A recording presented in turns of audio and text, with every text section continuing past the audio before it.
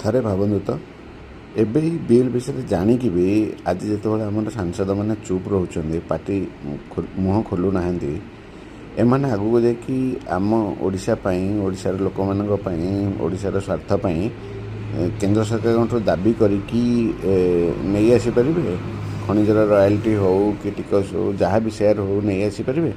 ଯଦି ନେଇ ଆସିପାରିଥାନ୍ତେ 1,00,000 କୋଟି ଟଙ୍କା ଏତେ ଦିନ ହେଲା ବକେୟା ପଡ଼ିଥିଲା କେମିତି? ବୁଝିପାରିଲେ ନା? ତେଣୁ ଜିନିଷଟା ହେଉଛି ଆମର ଯେଉଁ ସାଂସଦ ଆଉ ବିଧାୟକ ହୁଅନ୍ତୁ, ଲୋକପ୍ରତିନିଧି ନିର୍ବାଚିତ କରୁଛେ, ଆମେ ଜାଣିଛେ ସେମାନେ କେତେ ପାରିଗା ପଣିଆ ତାଙ୍କର କେମିତି, ଆଉ କେତେ ଦକ୍ଷ ସେମାନେ ଆମ ପାଇଁ ଲଢ଼ିବା ପାଇଁ କେନ୍ଦ୍ରରେ।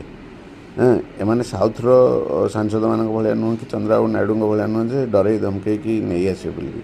ତେଣୁ ଓଡ଼ିଆ ଜାତିକୁ ଜାଗ୍ରତ ହେବାକୁ ପଡ଼ିବ, ଉଠିବାକୁ ପଡ଼ିବ। ସେଭ୍ ଓଡ଼ିଶା, ଚାଲନ୍ତୁ ମିଳିମିଶିକି ଓଡ଼ିଶାକୁ ପୁରା ବର୍ବାଦ ହେବାରୁ ରକ୍ଷା କରିବା।